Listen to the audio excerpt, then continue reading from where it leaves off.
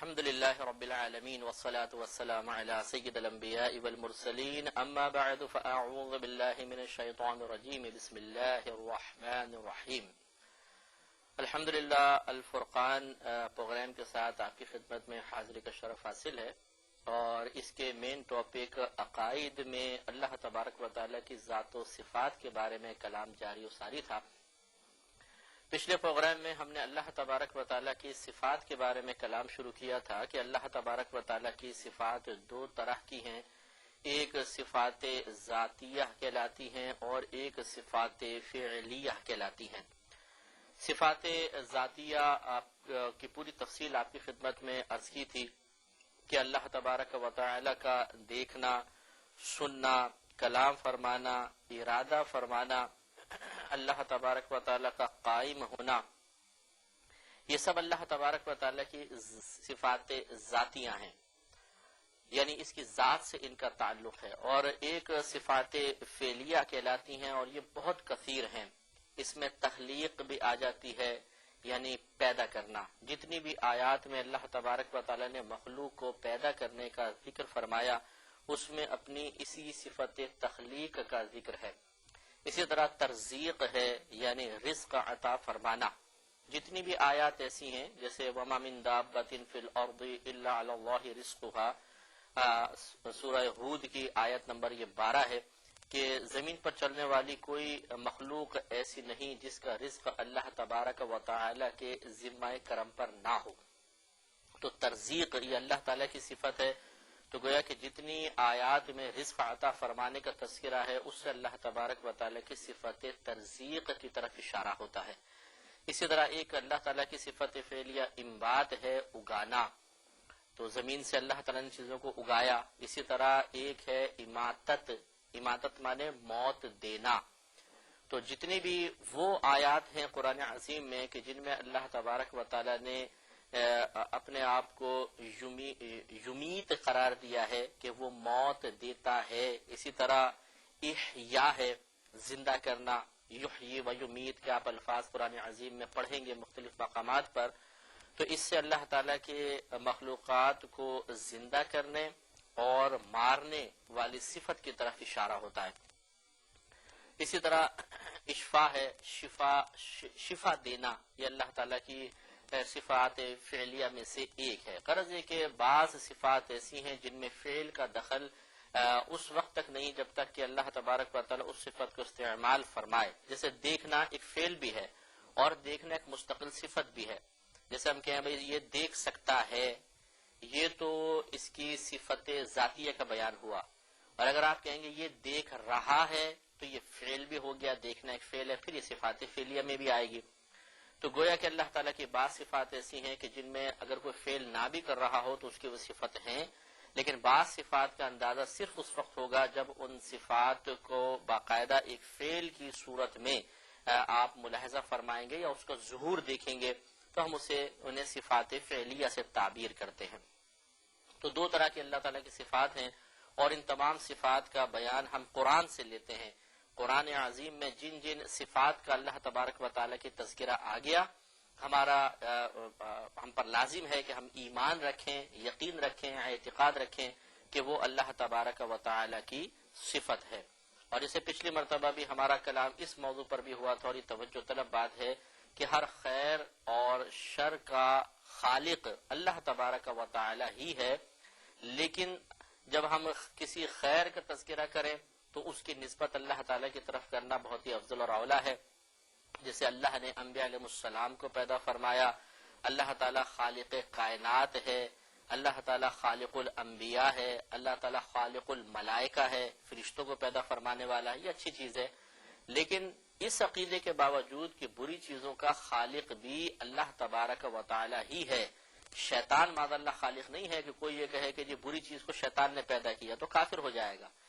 یہ تو ایک حقیقت کا اعتراف ہے، لیکن کیا اس طرح ایک بری چیز کی نسبت اللہ تعالیٰ کی طرف کرنا کیا یہ بہتر ہے؟ مثلا اللہ کو خالق الخمر کہنا کہ شراب کا خالق، تو شراب یقیناً اللہ تبارک و تعالیٰ نے پیدا فرمائی، یہ عقیدہ رکھنا ہوگا، لیکن اس طرح نسبت کرنا مناسب نہیں ہوتا. اس کو فقہا نے بے ادبی قرار دیا ہے.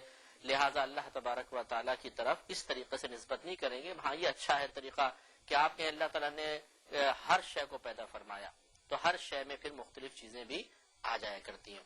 جیسے کہ آپ کو میں نے بتایا تھا کہ جس طرح فقہی احکام یا شرعی احکام کے لیے 4 دلائل چاہیے ہوتے ہیں یا 4 دلیلوں میں سے کسی ایک دلیل سے کوئی شرعی حکم ثابت ہوگا، قرآن، سنت، اجماع یا قیاس، تو آپ کو بتایا تھا اسی طریقے سے عقیدے کو ثابت کرنے کے لیے بھی 4 دلائل میں سے کوئی ایک دلیل درکار ہوتی ہے، یا تو قرآن یا سنت یا عقل سلیم یا سواد اعظم. قرآن، سنت، عقل سلیم، ایسی عقل جو عیوب و نقائص سے پاک و صاف ہو، اور سواد اعظم بڑی جماعت. تو اللہ تبارک و تعالیٰ کی صفات کے بارے میں بھی بعض عقائد ایسے ہیں جو صرف عقل سلیم سے ثابت ہوتے ہیں. قرآن و حدیث اس کی تفاصیل کے بیان کے سلسلے میں بالکل خاموش ہیں. مثال کے طور پر جب ہم اللہ تبارک و تعالیٰ کو حی اور قیوم کہتے ہیں، اور اس کا مفہوم آپ کو بتایا تھا، حی وہ جو ہمیشہ سے زندہ ہے اور ہمیشہ زندہ رہے گا، اور قیوم وہ کہ جو ہمیشہ سے قائم ہے، ہمیشہ سے باقی ہے اور ہمیشہ ہمیشہ باقی رہے گا. یا اس کا ایک مطلب یہ بھی لیتے ہیں کہ حی وہ ہے کہ جس کو کسی نے زندگی نہیں دی، وہ خود زندہ ہو، جیسے اللہ تعالیٰ، جبکہ ہمیں اللہ تعالیٰ نے زندگی عطا فرمائی، لیکن اللہ تعالیٰ کو تو کسی نے وجود عطا نہیں کیا، وہ تو سب کو عطا فرمانے والا ہے، وہ اپنے وجود میں کسی کا محتاج نہیں ہے. اور اسی طرح خود قائم رہنے والا کہ وہ اپنے قیام میں کسی کا محتاج نہیں. بہرحال جب ہم حی اور قیوم کہتے ہیں تو یہ اللہ تبارک و تعالیٰ کی ذات کے ساتھ ساتھ اس کی صفات کے بارے میں بھی ہمارا دعویٰ ہوتا ہے کہ جب ہم اللہ تعالیٰ کی ذات کو مانتے ہیں کہ وہ ہمیشہ سے ہے، ہمیشہ رہے گا، تو ایسے ہی اس کی صفات کے بارے میں بھی علماء نے عقلی لحاظ سے عقیدت ثابت فرمایا کہ اللہ تبارک و تعالیٰ کی تمام صفات ہمیشہ سے ہیں، ہمیشہ رہیں گی. یعنی ایسا نہیں تھا کہ پہلے اللہ تبارک و تعالیٰ کی صفات نہیں تھیں اور بعد میں یہ صفات معارض وجود میں آئیں. یاد رکھیے پہلے بھی آپ کو سمجھایا تھا، بار بار اس لیے ذکر کر رہے ہیں تاکہ یہ عقائد اچھی طرح اور یہ الفاظ آپ کے ذہن میں پختہ ہو جائیں، اور کسی بھی مقام پر آپ جب کتاب کو پڑھیں یا کسی کو سمجھانے لگے تو آسانی محسوس ہو. آپ کو یہ سمجھایا تھا کہ جو چیز پہلے نہیں تھی بعد میں ہو، تو یقینی سی بات ہے کہ ہم اس کا خالق اللہ تعالیٰ کو مانتے ہیں، اور وہ شے مخلوق کہلاتی ہے. مخلوق، اس کو تخلیق کیا گیا ہے. تو اب یہ ایک مشہور اختلاف ہے کہ اللہ تبارک و تعالیٰ کی صفات مخلوق ہیں یا غیر مخلوق ہیں. مسلمانوں کے نزدیک اللہ تعالیٰ کی تمام صفات غیر مخلوق ہیں، یعنی ایسا نہیں ہے کہ وہ پہلے نہیں تھیں بعد میں معارض وجود میں آئیں، بلکہ اللہ تبارک و تعالیٰ کی ذات جیسے ہمیشہ سے ہے، اس کی صفات بھی ہمیشہ سے ہیں، اور جیسے اس کی ذات ہمیشہ ہمیشہ قائم اور باقی رہے گی، ایسے ہی اس کی صفات پر کبھی فنا ممکن نہیں، وہ بھی قائم اور باقی رہیں گی.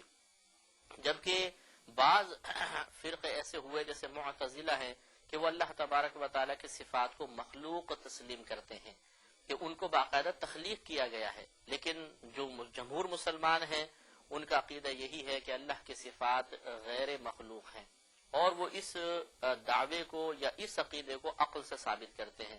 وہ اس طریقے سے کہ اللہ تعالیٰ کی صفات کو اگر مخلوق تسلیم کر لیا جائے تو ماننا پڑے گا کہ ایک وقت میں اللہ تعالیٰ کی ذات تو تھی لیکن یہ صفات نہیں تھیں، کیونکہ مخلوق وہی چیز ہوتی ہے جو پہلے نہیں ہوتی بعد میں معرض وجود میں آئی. تو یہ ماننا پڑے گا کہ اللہ کی ذات تھی اور اس کی کوئی بھی صفات نہیں تھی. تو اب آپ خود غور کر لیں کہ اس عقیدے کے ساتھ ہی بے شمار غلط قسم کے عقائد کا ماننا بھی لازم آئے گا. مثلا جو دیکھ نہ سکتا ہو اس کو بہرا کہتے ہیں، جو دیکھ نہیں سکتا اس کو اندھا کہتے ہیں، جو سن نہیں سکتا اس کو بہرا کہتے ہیں، جو بول نہیں سکتا اسے گونگا کہا جاتا ہے، جو ارادہ نہ کر سکے تو ایک بے جان سی چیز ہے. تو اب اللہ تبارک و تعالی اگر پہلے موجود تھا اور کوئی بھی صفت اس کے پاس نہیں تھی تو آپ کو ماننا پڑے گا کہ معاذ اللہ ثم معاذ اللہ نہ وہ دیکھ سکتا تھا، نہ وہ سن سکتا تھا، نہ وہ کلام کر سکتا تھا، نہ کوئی اس کو ارادہ کر سکتا تھا، اور نہ اسے کسی چیز پر قدرت حاصل تھی، کیونکہ قدرت، کلام، دیکھنا، سننا، ارادہ فرمانا یہ سب اس کی صفات ذاتیہ ہے. تو اس کا مطلب اللہ تعالیٰ کسی چیز پہ قادر نہیں تھا. اسی طرح تخلیق، ترزیق یہ چیزیں بھی پہلے نہیں تھیں.